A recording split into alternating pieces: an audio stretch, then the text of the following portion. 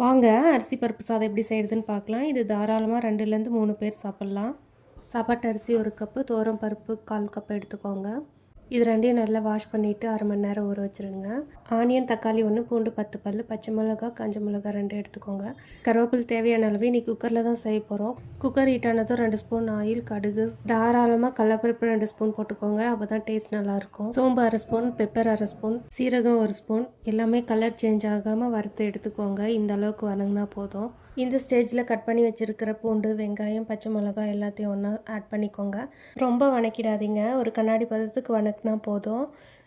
ரொம்ப வணங்கிடுச்சுன்னா டேஸ்ட் மாறிடும். பாருங்கள், இந்த அளவுக்கு இருந்தால் போதும். இப்போ கட் பண்ணி வச்சுருக்க தக்காளியை ஆட் பண்ணிக்கோங்க. தக்காளியுமே கண்ணாடி பதத்துக்கு வணங்கினா போதும். நல்லா மிக்ஸ் பண்ணி விட்டுக்கோங்க. இந்த அளவுக்கு போதும். அடுத்து மஞ்சள், மிளகாய்த்தூள், தனியாத்தூள் ஆட் பண்ணிக்கோங்க. 1/2 ஸ்பூன் போதும். ஏன்னா நம்ம மிளகெல்லாம் போட்டிருக்கனால காரம் அதிலே இருக்குது.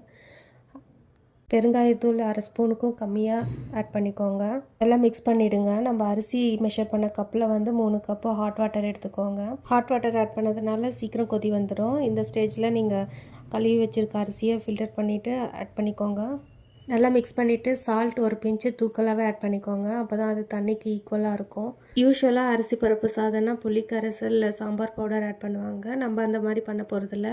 நான் செஞ்ச மெத்தடில் பண்ணிங்கன்னா சூப்பராக இருக்கும். ட்ரை பண்ணி பாருங்கள், கண்டிப்பாக நல்லாயிருக்கும். ஒரு ஸ்பூன் கீ ஆட் பண்ணிக்கோங்க. அது கூட வாஷ் பண்ணி வச்சுருக்க மல்லி இலையை ஆட் பண்ணிக்கோங்க.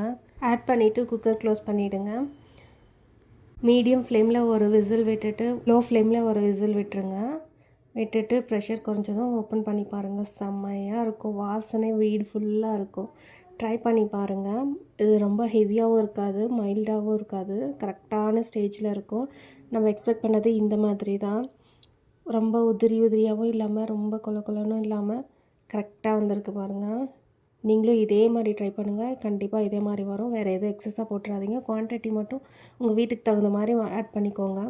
இதுக்கு சைட் டிஷ்ஷே தேவை இருக்காது. அப்படி தேவைப்பட்டால் கர்டு ஆனியன் பிக்கல் வச்சுக்கோங்க. சூப்பராக இருக்கும் டேஸ்ட்டு. ட்ரை பண்ணி பாருங்கள். ட்ரை பண்ணி பார்த்துட்டு மறக்காமல் கமெண்ட் பண்ணுங்கள். நம்ம சேனல் பிடிச்சிருந்தால் லைக் பண்ணிவிட்டு சப்ஸ்கிரைப் பண்ணிக்கோங்க. தேங்க்யூ. நெக்ஸ்ட் இன்னொரு டிஷ்ஷஸில் பார்க்கலாம்.